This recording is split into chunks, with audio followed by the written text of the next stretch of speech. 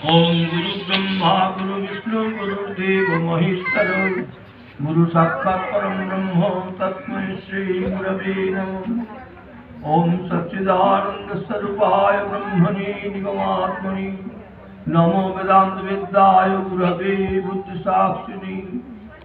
ओम शंकरं शंकराचार्यं केशवं बादरायणं सूत्रभाष्यकृतो वन्दे भगवन्तो पुनः पुनः।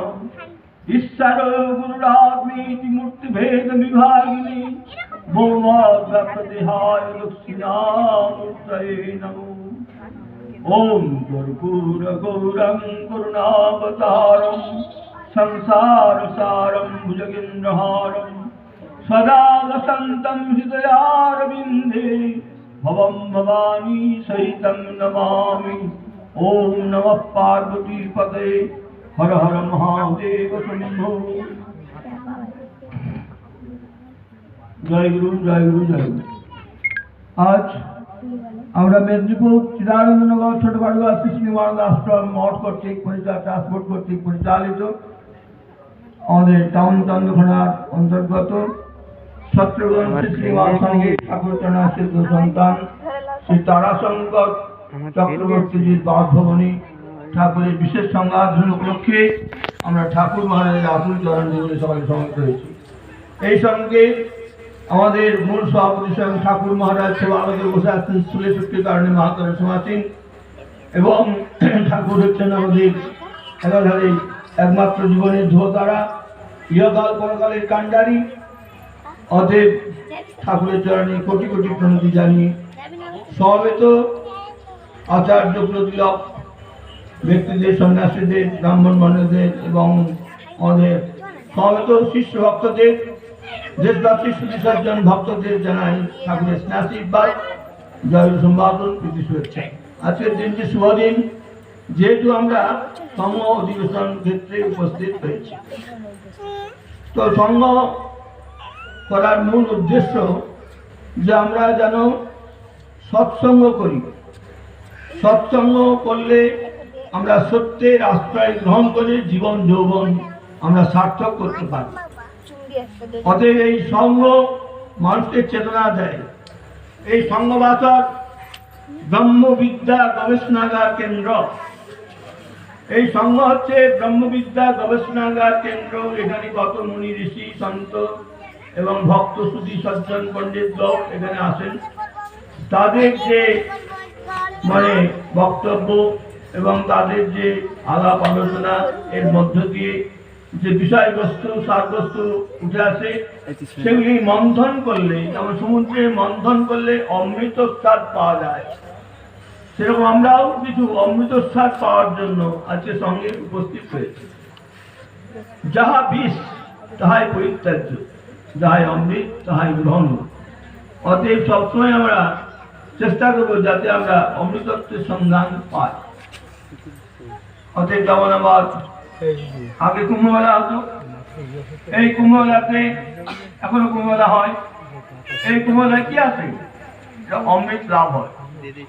অতএব অমৃত লাভ হয় বলেই আজকে দেশ বিদেশ রাষ্ট্র বিদেশ থাকতে সারা বিশ্বব্যাপী সব আসে ভারতবর্ষে অগণিত ভাবে যে আমাদের ঋষিধারায় যে কুম্ভমেলা হয়।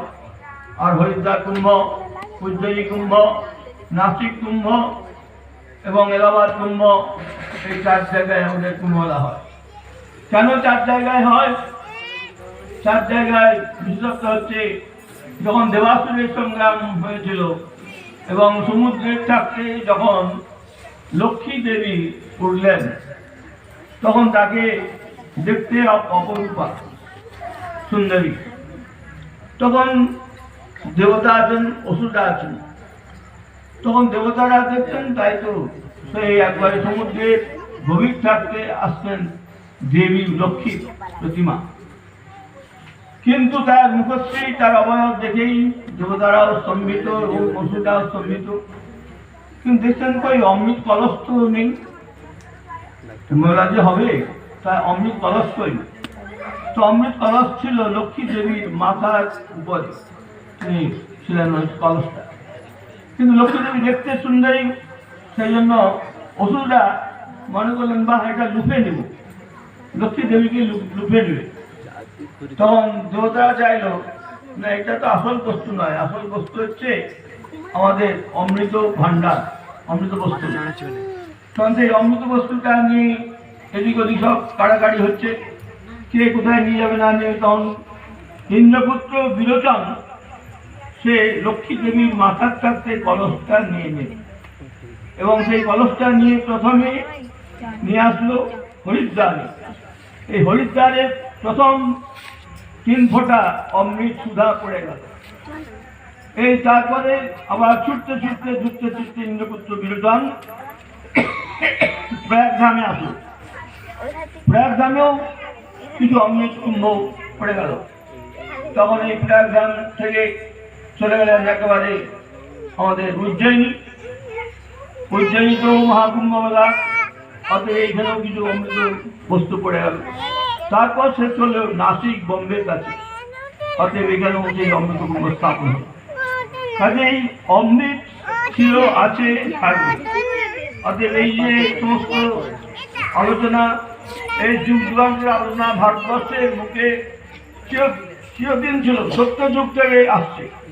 সত্য, ত্রেতা, দ্বাপর, কলি 4 যুগেই কিন্তু ভারতবর্ষের যে অদ্বিতীয় ভক্তি মহিমা বা জ্ঞানচর্চা, এই জ্ঞানচর্চা ভক্তিবাদ সব দিন ছিল, আজও আছে, ভবিষ্যতেও থাকবে। কারণ একটা মানুষ অবলম্বন ছাড়া বাস করতে পারে না। অতএব অবলম্বন কি? ধর্মই একমাত্র অবলম্বন। ধর্মস্থ হীনা পশুভি সমানা। ধর্মহীন জীবন পশুর স্বামী। মাছ জল ছাড়া বাস করতে পারে না, তো প্রত্যেকটি মানুষ ধর্ম ছাড়া বাস করতে পারে না। কি হিন্দু হোক, চাই মুসলমান হোক, চাই জৈন হোক, চাই খ্রিস্টান হোক, সকলেই ধর্মের প্রদাশ্রয় গ্রহণ করতে চায় এবং সৎসঙ্গ অভিলাষী। আজকে আমরা যেমন হিন্দুরা সৎসঙ্গ করছি, মুসলমানরাও সৎসঙ্গ করছে, খ্রিস্টানরা করছে। অতএব সৎসঙ্গটা আছে বলেই সব প্রাণ বেঁচে আছে। এই সমস্ত সংঘ এবং মসজিদ, গির্জা, আশ্রম, মঠ, দেবস্থান, দেবীস্থান যদি না থাকতো, তাহলে মানুষ আরো আসুরিক প্রবৃত্তিতে ভরে যেত। এইসব অনুশাসন, সাধু সন্ন্যাসী, মহাপুরুষ তারা পরিক্রমা করছেন, আছেন। এই সময়ের জন্য ভারতবর্ষ ধর্মের দিক দিয়ে অনেক উন্নত অবস্থা লাভ করছে। এবং ভারত মাহাত্ম্য কি না, ভারত মাহাত্ম্যের মূল বৈশিষ্ট্যই হচ্ছে ধর্ম। যথা ধর্ম তথা আচরণ। অতএব ধর্ম যুগ যুগ ছিল, আজও আছে, ভবিষ্যতেও থাকবে। অতএব ধর্ম হচ্ছে সত্যকে অবলম্বন করে সত্য নিয়ম জয়তে। একমাত্র সত্যই হচ্ছে মূল কাণ্ডারি। যে সত্য কথা বলে, সৎ পথে চলে, সত্যের আশ্রয় গ্রহণ করে, সে দুর্জয়কেও জয় করতে পারে। মিথ্যা প্রবঞ্চনা, ঠক দিয়ে বেশিদিন মানুষকে ঠকিয়ে বসবাস করানো যাবে না। অতএব মানুষ, প্রত্যেকটি মানুষই চায় সৎ বস্তুর সন্ধান। তো মানুষের মধ্যেই সব কিছু আছে। তাই বলছেন ম্যান হোয়াট নট। মানুষ কি না, মানুষই হি ভগবান, মানুষই সত্যের মূল ভিত্তি। অতএব আজকে পাথরকে দেবতা বানালেন কে না মানুষ। আজকে ফটো আকৃতিকে দেবতা বানালেন কে না মানুষ। তার ভক্তি বিশ্বাসের দ্বারা তিনি আনয়ন করলেন। এই মহা ফটো, আমরা যে ঠাকুরের ফটোটা মনে করি ফটো, এই ফটো নাই, জ্বলন্ত জীবন্ত শাশ্বত ভাবে গুরুরূপে তিনি আছেন, প্রাণ প্রতিষ্ঠিত ভাব। তাই আমরা ঠাকুরের চরণে আত্মনিবেদন করছি, হে ঠাকুর, হে মহাপুরুষ, আপনি আমাদের শুভ বুদ্ধি উদয় করে দিন, যাতে আমরা শুভ চেতনা লাভ করতে পারি, ধর্মের জয় জয়কার করতে পারি, নিজেরা সত্যে প্রতিষ্ঠিত হতে পারি, জগৎবাসী বিশ্বাসেও সত্যে প্রতিষ্ঠিত হোক এবং সারা বিশ্ব যেমন মহাশান্তি, মহাকল্যাণ, মহামঙ্গল সুরা লাভ করে ধন্য হতে পারে। অতএব এই মিথ্যার পদাশ্রয় গ্রহণ করলে মানুষের জীবনে ইহকাল পরকাল কিছু থাকবে না। কাজে সত্যের পদাশ্রয় যদি আমরা গ্রহণ করতে পারি, তাহলে জীবন যৌবন আমাদের সার্থক। অতএব এই যে মানুষের জীবন, এই মানুষের জীবনে মানুষ কদর্য হয়ে যায় কেন না, মানুষ এত দাসত্ব স্বীকার করছে, ইন্দ্রিয়ের দাসত্ব স্বীকার করছে, তার ফলে মানুষ অমানুষ হচ্ছে। কারণ মানুষ হচ্ছে কাম, ক্রোধ, লোভ, মোহ, মদ, মাশ্চর্য, ষড়রিপু, দংশন জ্বালায় জ্বলে পুড়ে খাক হয়ে যাচ্ছে। এই ষড়রিপু ইন্দ্রকে যদি আমরা দংশন করতে পারি, তবেই আমাদের কথাবার্তা সবাই শুনবে, নতুবা এই কথার মধ্যে কোনো গুরুত্ব আসবে না। পাঁজিতে পুঁজিতে বেদে বেদান্ত উপনিষদে অনেক কথা আছে, কিন্তু এই অনেক প্রবচন, অনেক বেদের কথা, উপনিষদের কথা, ঠাকুরের কথা বলেও কিছু লাভ হবে না। কেন লাভ হবে না? যদি ইন্দ্র গ্রাহ্য হয় তাহলে হবে না, ইন্দ্রাতীত হতে হবে। ইন্দ্রকে জয় করে যে তুমি কথাগুলো বলো, সেই কথাগুলো শুনবার জন্য বিশ্ব জগতে সেটা মূল্যায়ন দিবে বা মূল্যায়ন করবে। নতুবা তুমি কামের মধ্যে আছো, ক্রোধের মধ্যে আছো, লোভের মধ্যে আছো, মোহ মধ্যে আছো, মদ মধ্যে আছো, ঐশ্বর্যের মধ্যে আছো, থেকে যদি এই কথাগুলো প্রবচনগুলো দেওয়া যায়, তা মানুষ শুনবে না। আজকে স্বামী বিবেকানন্দের কথাগুলো সারা দেশ বিদেশ এবং সবাই গ্রহণ করলেন। কেন না? পুস্তকস্থ চিরা বিদ্যা পরহতম গগন ধর, পুস্তকের কথা দিয়ে তিনি জগৎকে ভুলাতে চাননি। তার অনুভব উপলব্ধির কথা বলেছেন। তার যে গুরুর কাছে যে বস্তু উপলব্ধি পেয়েছেন রামকৃষ্ণের কাছে, সেই রামকৃষ্ণের কাছে সেই উপদেশ শুনে তার মন ভরে গেল যে হ্যাঁ, এই বামুন ঠাকুরটার মধ্যে এত মহাশক্তি, এত যে আমি পেলাম, আনন্দ পেলাম, এত শান্তি পেলাম, আনন্দ পেলাম, এই আনন্দটাই হচ্ছে লক্ষ্য। এই আনন্দটা জগৎবাসী বিশ্ববাসী সবাই উপভোগ করতে পারে, সমস্ত বিশ্ব ধন্য হয়ে যাবে। সেই বার্তাটাই তিনি আমেরিকার চিকাগো শহরে নিয়ে গেলেন। তাই বললেন, my dear brothers and sisters of America. অতএব এইরকম কথা তো কেউ বলেননি। সমস্ত বিশ্ববাসীকে যে নিজের আত্মীয় বলে গ্রহণ করা, এটা যার হৃদয়টা বড় নয়, স্বচ্ছ নয়, সে সকলকে সেই হৃদয়ে স্থান দিতে পারে না। তাই এক কথাতেই প্রায় আধ ঘন্টা, 1 ঘন্টা শুধু হাততালি পড়ে গেল। তারপর তিনি অনন্ত ভাষায় 3 ঘন্টা বক্তব্য রাখলেন। কাজে প্রত্যেক মানুষই পারে, যদি মানুষ ইন্দ্র জয় করতে পারে। তাই ঠাকুর বলছেন, তোমরা মানুষ হও। একটা মানুষের মতন যদি মানুষ হয়, তাহলে কি না করতে পারে? ঠাকুর হচ্ছে মানুষ, অথচ সেই মানুষ হয়ে তিনি যদি এই সমস্ত জড়ভাব হয়ে থাকতেন, তাহলে ঠাকুরের কাছে তো কেউ আসতো না। ঠাকুরের মধ্যে সেই দিব্য ভাব, দিব্য চেতনা, দিব্য প্রাণ, দিব্য শক্তি লাভ করলেন। লাভ করার পর তারপর জগৎকে সেই অমৃতত্ব বিতরণ করলেন। কে কোথায় পাপিতা বিঘ্নিত লাঞ্ছিত বলতে, তার শিষ্যটাই আমার কাছে, আমি মুক্তির সন্ধান জেনেছি, তোদেরকেও সেই মুক্তিধামে নিয়ে যাবার ক্ষমতা আমার যথেষ্ট আছে। অতএব কে বলতে পারে? যার মধ্যে ব্রহ্মবিদ, ব্রহ্ম বরিষ্ঠ তিনি লাভ করেছেন, ব্রহ্মজ্ঞান যার হয়েছে, তিনি ব্রহ্মজ্ঞান দান করবার জন্য তিনি প্রস্তুত হয়ে জগৎবাসীকে ডাকছেন। অতএব কে নাম নিবি কে আয়, কে নাম নিবি কে আয় বলছেন। ওই এত ডাক শুনেও কেউ মানুষ আসছে না।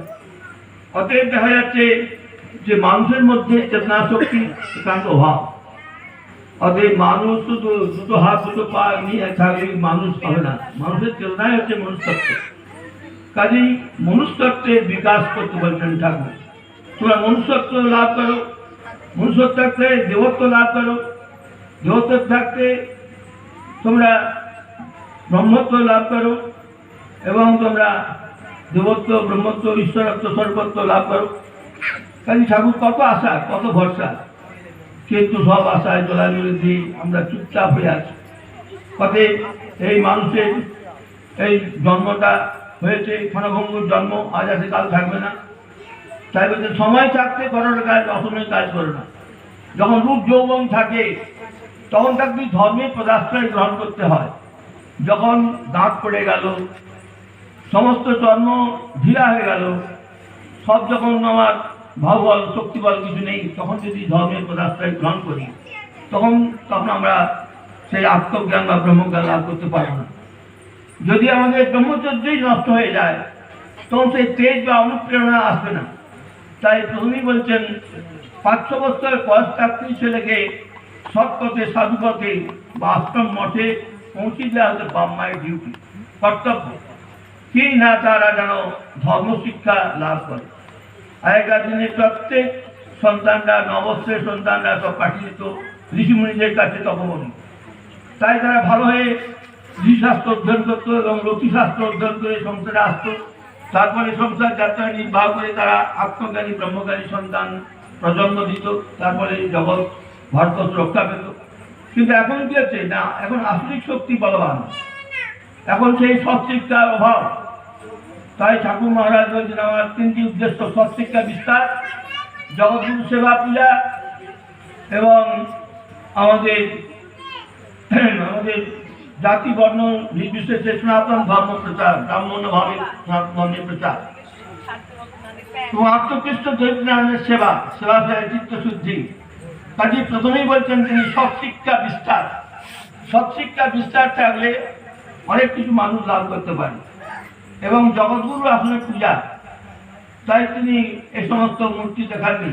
এবং আজকে আমরা অনেকটা ভণ্ডামি করছি বিভিন্ন জায়গায়, বিভিন্ন ভক্ত তারা ঠাকুর নিগমানন্দের কাছে তার সুধাংশুবালার প্রতিকৃতি দেখাচ্ছে, কিন্তু সুধাংশুবালার প্রতিকৃতি দেখানো একটা ভুল সিদ্ধান্ত। তিনি একজন সন্ন্যাসী, তিনি গৃহী নন, গৃহ হলেও তিনি সন্ন্যাসী। রামকৃষ্ণ কিন্তু 4টে সন্ন্যাস আশ্রমে দীক্ষিত নন, তিনি শুধু সংসার চাপতে একবারে পরমাংশ চলে গেছেন রামকৃষ্ণ। কিন্তু নিগমানন্দ তিনি সংসার ধর্ম প্রতিপালন করেছেন, ব্রহ্মচর্য রক্ষা করেছেন, ব্রহ্মচারী হয়েছেন এবং তারপরে তিনি সন্ন্যাস গ্রহণ করেছেন, তারপরে তিনি পরমাংশ হয়েছেন 4টে থেকে। কাজে তিনি সন্ন্যাসী পরমাংশ। কাজে সন্ন্যাসী পরমাংশের কাছে তিনি নিজে ইচ্ছা করলে তার বইয়ের ফটোটা, সুধাংশুবালার ফটোটা ইচ্ছা করে দিতে পারতেন, কিন্তু দেননি। তিনি আড়ালে তা রেখে গেছেন ভাইটাল পয়েন্ট। কেন? সন্ন্যাসীর বউ দেখানোটা উচিত নয়, তামাশা, ঠাট্টা করা হবে। অতএব তিনি নির্ভীক চিত্ত, তিনি নাটক করেছেন সুধাংশুবালার নামে, কিন্তু এত সব করেও তিনি ফটোটা দিতে পারতেন নাকি? তখন দেখলেন আমার শিক্ষকরা পরে ভুল বুঝা করে একটা মেকি তৈরি করে, মেকির আসর তেমন এখন কিছু শিক্ষকরা ভুল বুঝা করে ঠাকুরের সামনে সুধাংশুবালার প্রতিচ্ছবি দেখানো হচ্ছে। এটা একবার সম্পূর্ণ ভুল। সুধাংশুবালার প্রতিচ্ছবি দেখানোর প্রয়োজন নেই, তার মধ্যেই সুধাংশুবালা আছে, সুধাংশুবালার মধ্যেও তিনি আছেন। নিজে ইচ্ছা করেই ফটো দিয়ে দিতে পারতেন। তিনি নাটক করেছেন, যে ব্যক্তি নাটক করেছেন বইয়ের নামে সে ফটো দিতে পারতেন না, ফটো দিয়ে যাননি। কারণ ফটো দিয়ে গেলে তারা ব্যভিচারী করবে, অত তারা শ্রদ্ধার চোখে সেটা দেখবে না। আরে কি বলেন কি তোমাদের, এটা সুধাংশুবালাকে নিয়ে তিনি আসেন। অতএব তিনি গুরুগিরি করতে এসছেন, তিনি লীলা করতে আসেন, কৃষ্ণ লীলা করতে এসছেন। অতএব তার সেই লীলার বিগ্রহ আছে, কিন্তু ঠাকুর বললেন আমি তো এটা তা করতে আসিনি। তখন ঠাকুর বললেন তাই তো আমি মঠ স্থাপন করলাম, মঠ, কিন্তু এখানে প্রাণ প্রতিষ্ঠা করবো কার? একটা প্রাণের লোক তো চাই। ব্রাহ্মণ যারা, তারা তো কালী ভক্ত, যারা ব্রাহ্মণ সন্তান তারা কালী ভক্ত, কালীকে মানে, শক্তির উপাসনা করে তো গায়ত্রী দেবী। তো কালী অধিকাংশ ব্রাহ্মণরাই কিন্তু আমার কাছেও কালী মন্ত্রই নিয়েছে এবং অধিকাংশ ভক্ত সবাই কালী ভক্ত, মানে কালীকে সবাই ভালোবাসে। তো ঠাকুর মহারাজ ভাবলেন যে মঠে যদি কালী মূর্তি স্থাপন করা যায় তাহলে চমৎকার হয়, খারাপ হয়। তারপরে আবার চিন্তা করলেন না, অধিকাংশ জগৎবাসী সবাই কৃষ্ণকে ভালোবাসে, কৃষ্ণ কৃষ্ণ কৃষ্ণ ভগবান, অতএব কৃষ্ণ মূর্তি রাখলে ভালো। আবার তিনি ভাবলেন আমি তো নিজে অন্নপূর্ণা পূজা করি, তার গোপন ঘরে একটা মঠে তিনি অন্নপূর্ণা ফটো রাখতেন। অন্নপূর্ণা ভান্ডারে গেছিলেন তো কাশি, তা অন্নপূর্ণা ফটো রাখতেন, কিন্তু তিনি অন্নপূর্ণাকে পূজা করতেন, ফুল টুল দিতেন। একজন ব্রহ্মচারী একবার ওই কোকিলাম মঠে ঠাকুরের স্নান ঘরে ওই অন্নপূর্ণার ফটো, কে ফটো ফুল দিল না অমুক ব্রহ্মচারী দিয়েছে, না এটা তো আমার মারই, অতএব তোমরা এখানে কেন দিলে ফুল? ঠাকুর এসব চিন্তা ভাবনা করলেন। তাও শেষ লাস্ট না, সব মূর্তি টূর্তি সব বিসর্জন, দেবতা নয়, দেবী নয়, তার নিজের মূর্তিও নয়। কি মূর্তি স্থাপন করলেন? জগৎগুরুর আসন মন্দির, জগতের সার্বভৌম যে ভাবমূর্তি, সেই মূর্তি স্থাপন করলেন জগৎগুরুর আসন। একটা মাত্র শ্বেতপাথরের বেদি, তার মধ্যে 6টা কোণযুক্ত ঐশ্বর্যযুক্ত একাক্ষরী মন্ত্র, ওই গুরু বীজ মন্ত্র।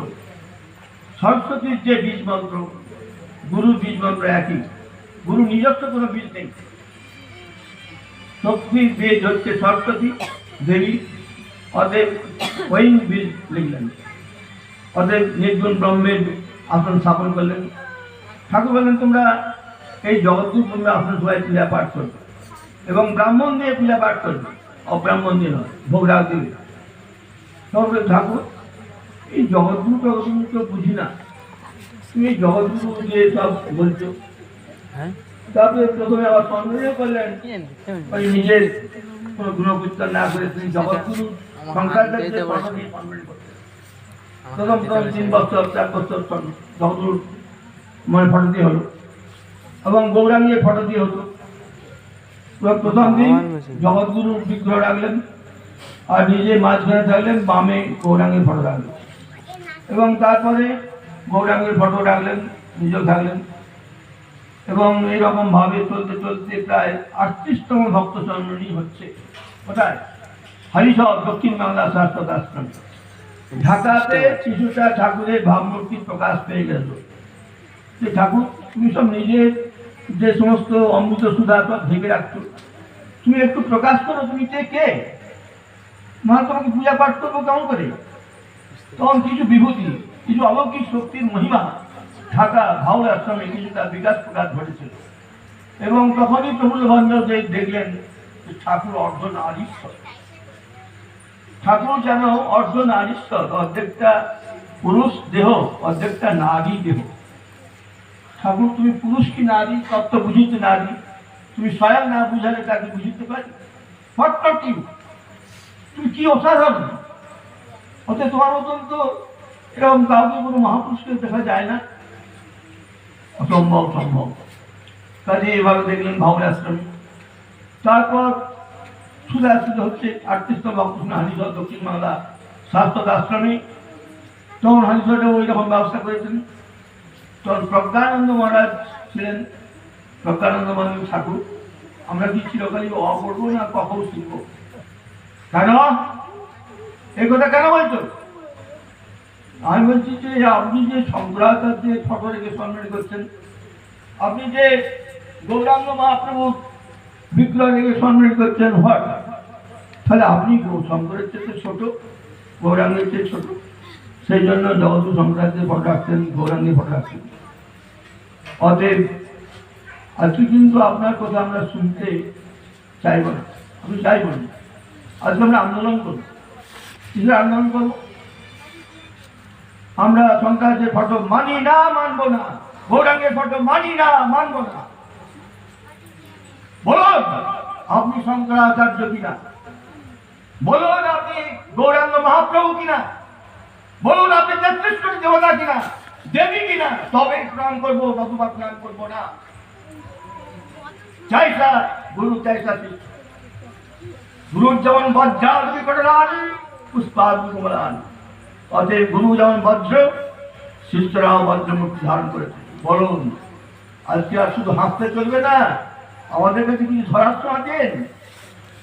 আপনি তো গুপ্তভাবে চলে যাচ্ছেন সবকিছু। তখন গপের তালে মুচকি মুচকি হেসে হেসে বলছে, এতটা বিশ্বাস ভক্তি কি তোদের হবে রে? আমি যে মানুষ গুরু, এরা তো এখন চলে গেছে, তাই ফটো দিয়ে আমি সম্মান করছি। লোকে ফটোটা বিশ্বাস করবে নাকি? দুর্গার ফটো, কালীর ফটো, বা 33 কোটি দেবতার 2 ফটো। মানুষ একটা গুরু, সে পায়খানা যায়, খায় যায়, ঘুমায় নাকি? তাকে এত গুরু ব্রহ্মা, গুরু বিষ্ণু মহেশ্বর বলে শ্রদ্ধা করা, ভক্তি করা কি এত সহজ? তখন প্রজ্ঞানন্দ মহারাজ বলছেন, না, আজ থেকে কোনো সন্নিহিতে শঙ্করাচার্যের ফটো, গৌরাঙ্গের ফটো থাকবে না, থাকবে না। আমরা ঝান্ডা উড়ালাম। আপনি কি করতে পারেন করুন। আত্মবিশ্বাস আছে? হ্যাঁ আছে।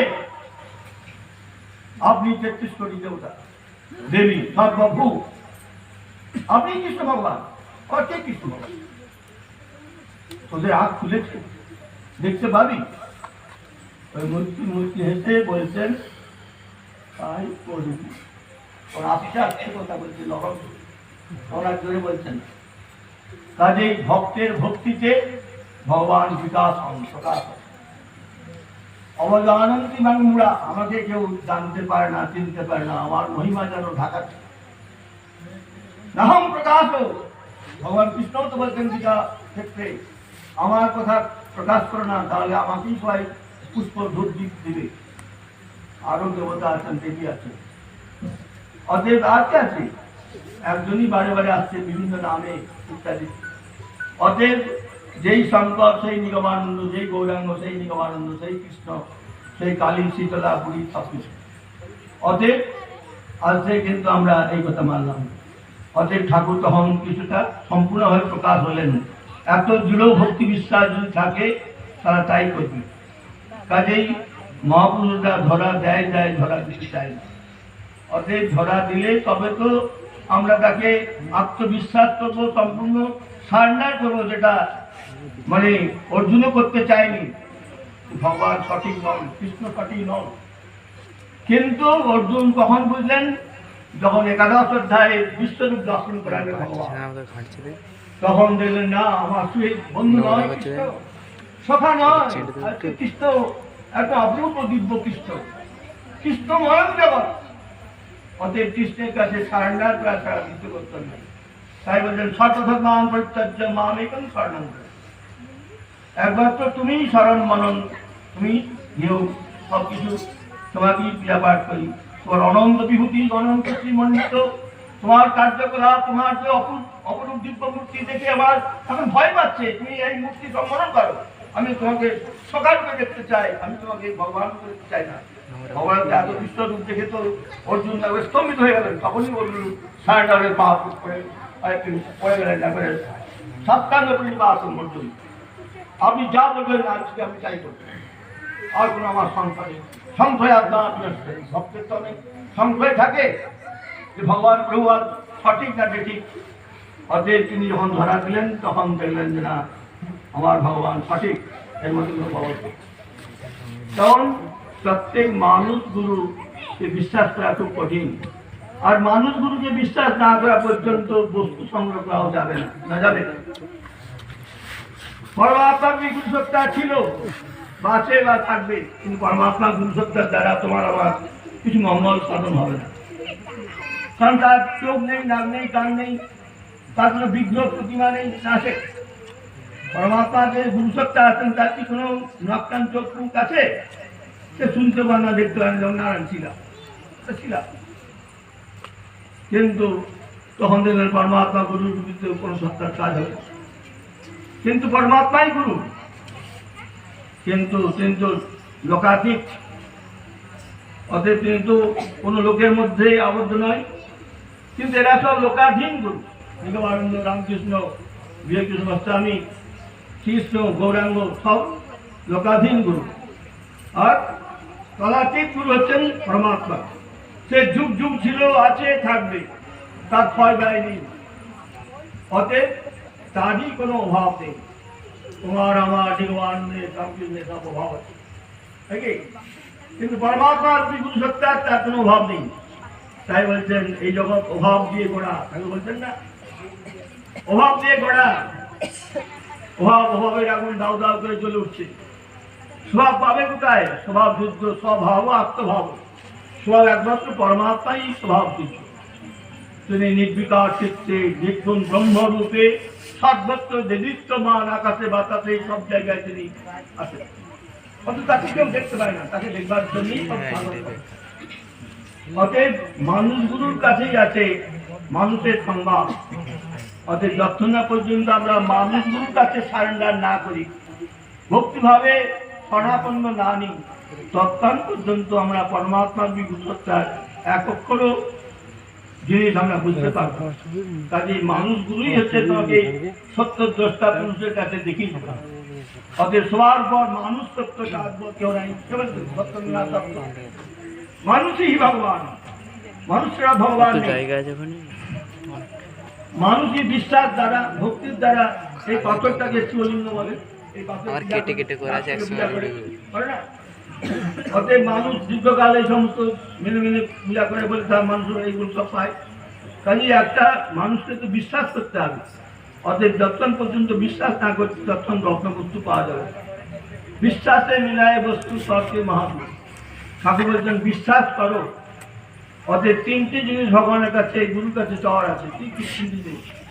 প্রথমেই বলছেন তোমাকে ভগবান প্রাপ্তির জন্য চাই চোখের জল। ওই চোখের জলকে একবারে পড়ে যে আমি ঠাকুরের দর্শন পাচ্ছি না। যদি বাপ মাকে যদি কিছু বলে ছেলেকে বা মেয়েকে, চোখের জলে আবার শাড়ি টাড়ি কাপড় সব ভিজবে বা আবার সব কিছু চেষ্টা করে দেবে। কিন্তু ঠাকুরের জন্য কই এক ফোঁটা চোখের জলও পাচ্ছে না, তো কই ঠাকুর দেখতে পাচ্ছে না বলে আমরা তো বেশ কান মেরে খেয়ে যাচ্ছি, বেশ ভালো করে সব নাচন কান্ড করছি। অতএব তাকে পেতে গেলে আগে চোখ ভরা জল ভক্তি বিশ্বাস দিতে হবে, আকুলতা ব্যাকুলতা। অতএব আকুলতা ব্যাকুলতা হচ্ছে ভগবান প্রাপ্তি একমাত্র উপায়। তারপর তাকে কমপ্লিট সারেন্ডার করতে হবে, বিশ্বাস করতে হবে তিনি আছেন না নেই। যদি তিনি নাই তাহলে আমরা এত ফুল চড়ালাম কেন, এত মালা দিলাম কেন? এই মালাটা দিয়েছেন আমাদের সুকুমার ভট্টাচার্য। কালকে বুড়া মানুষ তার নিজের গাছে ফুল তুলে মালাটা গেছে, আমরা সেই মালাটা করেছি। তা কত সুন্দর বুড়া মানুষের ইচ্ছা আছে, ভক্ত প্রিয় মাধব, অতএব সেই মালাটি গেছে। অতএব দেখা যাচ্ছে যে মানুষ ইচ্ছা করলে সবই পারে। অতএব সেই জন্য আমাদের চেষ্টা, যত্ন, শ্রদ্ধায়। তাই প্রথমেই বলছেন আত্মকৃপা। তুমি যদি নিজে চেষ্টা না করো, যত্ন না করো, তাহলে এত সুন্দর সৎসঙ্গটা করতে পারছি না। তার সঙ্গে চেষ্টা করতে বলে তো হয়েছে। তাহলে যদি জড়ভারত হয়ে থাকতো তার সঙ্গে তাও কিছু না বলতো, তার যে কুলুকে সেই কুলু থাকতো।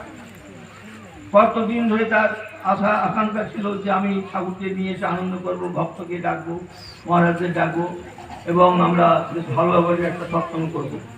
তাই তার অভিলাষ ঠাকুর পুজো করে। তাহলে একটা ইচ্ছা থাকা চায়। তাহলে প্রথমে তার নিজের আত্মকৃপা, তারপর জনদেবতা বা গণদেবতার কৃপা। তুমি ইচ্ছা করলেই যে পারবে তা মানে সকলের আকুতি ইচ্ছা থাকা চাই। স্থানীয় লোকেরা যারা আছে তারা যদি বলে না তার সম্পর্কে আমরা এই সৎসঙ্গ করতে দেবো না, তাহলে রান্নাবান্না ঠান্ডা করে দিয়ে তারা ওষুধ পাবি দিল। নাকি কতজন ওষুধ আছে তো, তারা তো ভালো সৎসঙ্গ করতে দেবে। কাজে এটা সাহায্য করে, না হলে এত বড় শুকনো সৎসঙ্গ হতে পারে না। তাহলে জনদেবতা, গণদেবতার কৃপা, আত্মকৃপা প্রথমেই বলেছি। তারপরে হচ্ছে শাস্ত্রীয় কৃপা। আমরা হিন্দু কুলে জন্মগ্রহণ করেছি, আমরা কিন্তু শাস্ত্র পড়তে, গীতা আমাদের শাস্ত্র। অতএব আমরা যেমন গায়ত্রী মন্ত্র জপ করি, গুরুমন্ত্র জপ করি, তখন গীতা এক অধ্যায় করে পড়তে হবে বা একটা মাহাত্ম্য পাঠ করতে হবে, বা যদি না পারা যায় 5টা শ্লোক পাঠ করেও বঙ্গানুবাদ পাঠ করতে হবে। গীতা পাঠ না করে জলগ্রহণ করতে নাই, হিন্দু মাত্রেই এটা করা দরকার।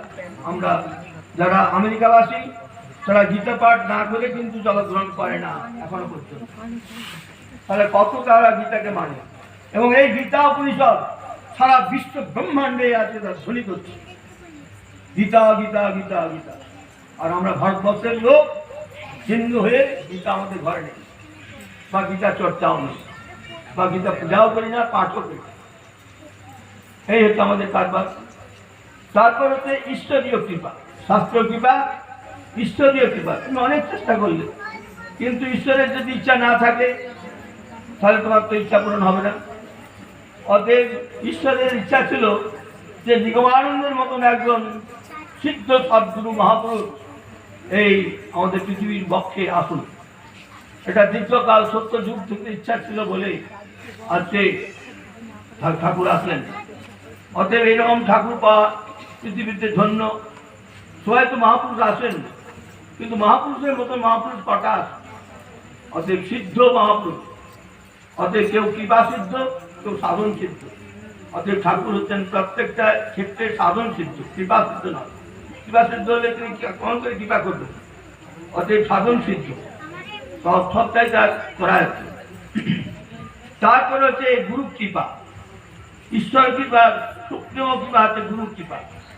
গুরু যার কৃপা করে আধারে আলো বুঝাবে। গুরু শক্তি যুগ যুগ ছিল, আজও আছে, ভবিষ্যতে থাকবে। গুরু শক্তির কোনো ক্ষয় দেয় নেই। অর্থাৎ এই গুরু শক্তির উপর যদি তোমরা নির্ভর বিশ্বাস করো তাহলে সব কিছু করতে পারবে। যার গুরু সহায় আছে, তাকে আবার কে হটাবে? যেমন গুরুভক্ত প্রাণকে রামচন্দ্রের বিভক্ত হনুমান তিনি কি বলছেন? শ্রীনাথে জানকী নাথে অভেদ পরমাত্মনি তথাপি মম সর্বস্ব রাম কমল লোচনী। হে শ্রীনাথ, হে প্রাণ বল্লভ ভগবান বিষ্ণু, তুমি আমার পরমাত্মা, রামচন্দ্র আমার পরমাত্মা। তথাপি আগে আমি রাম কমল লোচনী আগে প্রণাম করে তারপর তোমাকে প্রণাম করবো। আগে যদি আমি তোমাকে প্রণাম করবো না বা তোমার চরণে আমি সারেন্ডার হবো না। দেখো বড় বীর ভক্ত হনুমান কি বলছে? শ্রীনাথে জানকী নাথে অভেদ পরমাত্মনি তথাপি মম সর্বস্ব রাম কমল। অতএব আমি রামকে আগে প্রণাম করি তারপর প্রণাম করি। জয় শ্রীরাম বলে হুঙ্কার করেন আমাদের ইয়েতে লঙ্কা বিজয় হয়ে গেল। গুরু ভক্তিটা এতই সুন্দর, যার গুরু ভক্তি আছে, গুরু প্রাণ আছে, বিশ্ব জগতে তাকে কেউ লড়াতে পারবে না। গুরু সহায় কোন দেবতারা দেবীরা অভিশাপ দিয়েও অভিশাপ আর টিকবে না। অতএব গুরু কৃপাহি কেবলম, সবার পর গুরু সত্য, তারপর কেউ নেই। অতএব গুরু যুগ যুগ ছিলেন, আছেন, থাকবেন। অতএব তাই বলছেন আপনাতে মন আপনি থেকে মন, কেউ না কেউ কারো ঘরে যার চাবি তাই বসতে পারবে খুঁজে আপন অন্তঃপুরে। তোমার নিজের অন্তঃপুরেই বৃন্দাবন আছে, কৈলাস আছে, মানব সরোবর আছে, সবকিছু তীর্থ সবকিছু আছে। এখানে গঙ্গা যমুনা সরস্বতী আছে, এটা তো গঙ্গা নদী। তোমার বানাকটাই গঙ্গা নদী গো, বানাক এটা যমুনা নদী, গঙ্গা যমুনা এটা সরস্বতী নদী।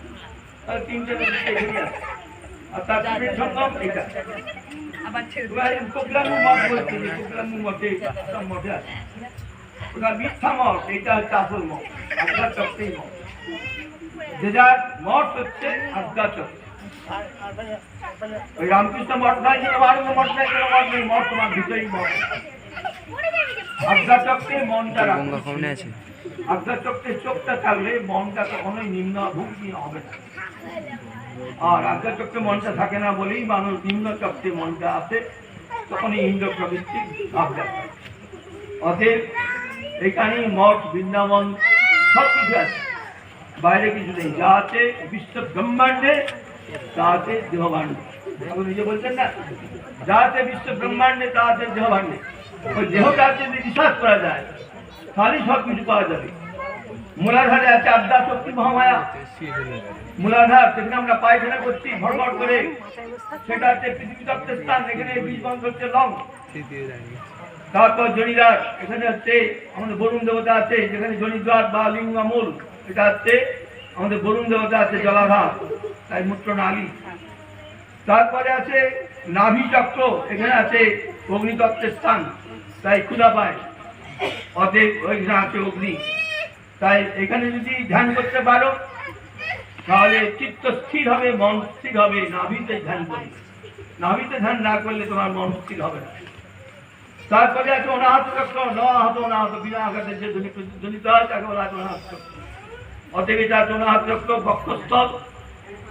ঈশ্বর ও সর্বভূতানাং হৃদয়েষু অর্জুন তিষ্ঠতি। অতএব ঈশ্বর কোথায় আছেন? হৃদয়েষু অর্জুন তিষ্ঠতি, ওর হৃদয়ে আছেন। এখানেই হৃদয়েশ্বর আছেন, এখানেই প্রাণেশ্বর আছেন, এখানেই সমস্ত ইষ্ট দেবতা আছেন, সমস্ত ইষ্ট দেবী আছেন হৃদয়ের মধ্যেই। এখানেই শ্রীগুরুর আসন মন্দির আছে, এখানেই শিবলিঙ্গ আছে। অতএব এইটাই হচ্ছে আমাদের সব প্রাণের আধার। অতএব এইটাকে যদি আমরা ঠিক শুদ্ধ সত্য করে রাখি তাহলে ভালো। তাই বলছেন হৃদয়টা যদি বাজে পুড়ে রাখি তাহলে বলবো কোথায়? তো আমরা তো বিভিন্ন কামনা বাসনা নিয়ে হৃদয়ে বসে আসি, জ্বলে পড়ে থাকবে, তাহলে ঠাকুরের হৃদয় আসনটা থাকবে একটু করে। তাই তোমার হৃদয় আসন ভালো রাখো, খুলে রাখো। আমি যখন যে অবস্থায় থাকি না এই এটা হচ্ছে আমাদের সব ধ্বনিত হচ্ছে। এবং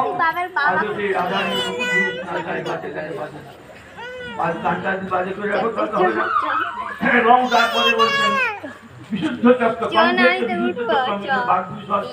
তাই কথাবার্তা বলবো, এখন কথাটা বন্ধ হয়ে যেতে পারে, তার কৃপা ছাড়া। অতএব আমরা বিশুদ্ধ চক্রে অর্থাৎ এখানে খম অর্থাৎ আকাশ তত্ত্ব। তারপরে আছে আজ্ঞা চক্র, এখানে তিনটে নয়ন আছে, দুটো নয়ন তোমাকে আছে। সেটা আছে ত্রিনয়ন, সেই বা ত্রিনয়ন দুর্গা। তা আজ্ঞা চক্র, ললাট চক্র, তারপর গুরু চক্র। গুরু চক্রের কাছেই আছে আমাদের আরো চক্র। তারপর আছে মানে আরো সস্তার পথে গুরুবসাদ। অতএব 9টা চক্র আছে। যেমন আমাদের নবমিতা ভক্তি আছে, বৈষ্ণব শাস্ত্রে কি আছে? শ্রবণম কীর্তন বিষ্ণু স্মরণম পাদসেবনম অর্চন বন্ধন দাস্তম সত্যাত্ম নিবেদনম। ভগবান কথা, তত্ত্ব কথা, কৃষ্ণ কথা আগে শ্রবণ করো, শ্রবণ করে কীর্তন করো। জয় গুরুনাম বা মহানাম, রাধা কৃষ্ণ নাম, গৌর নাম কীর্তন করো। শ্রবণ কীর্তন বিষ্ণু, বিষ্ণু বা ভগবান বা নিগমানন্দের নাম। শ্রবণ কীর্তন বিষ্ণু স্মরণাম, সবসময় স্মরণ করো তাকে, তাহলে তোমার বিপদ অবসর কেটে যাবে। পাঠপত্র সেবন, তার পাঠপত্র সেবা করো। অর্চনম অর্চনা করা, বন্ধনম বন্ধন করা, অর্চন বন্ধন দাসতন্ত্রী প্রভু আমি দাস, সত্য আত্মনিবেদন, তার সঙ্গে সত্যতা বন্ধুত্ব স্থাপন, ভগবান কৃষ্ণ অর্জুন সত্য আত্মনিবেদন, তাকে আত্মনিবেদন করো। অতএব তাকে যত নিজের আত্মকে নিবেদন করতে পারবে তার কাছে সেরকম প্রাণ খোরাক ইত্যাদি পাওয়া যাবে। কাজেই ঠাকুর দেখলেন যে এ তো অভূতপূর্ব আশীর্বাদ। ঠাকুর বলছেন যে হে দেবী ব্রহ্মানন্দ গিরির জীবনী, হে দেবী তুমি যদি আমাকে এতই ভালোবাসো তাহলে তুমি এই বর দান করো। ব্রহ্মানন্দ গিরির গিরিন্দ্র সূত্রা বক্তামৃতং বাঞ্ছতি। ব্রহ্মানন্দ গিরি তোমার মুখকমল স্পর্শ করতে চায়, তোমাকে স্ত্রী রূপে, জগৎজনীকে স্ত্রী রূপে পেতে চায়। তুমি এই বর দান করতে পারবে? জগৎজনী হাসি মুখে বললেন পারবো। জগৎজনী কেউ দাসত্ব স্বীকার করেছেন? জগৎজনী না, এসছেন তো রামকৃষ্ণ, এসছেন তো রামপ্রসাদ। ওই এরা তো ভালোভাবে পায়নি উপলব্ধি করতে। বাপের বেটা নিগমানন্দ, অতএব বাপের বেটা নিগমানন্দ সমস্ত ধর্ম সম্পত্তির অধিকারী।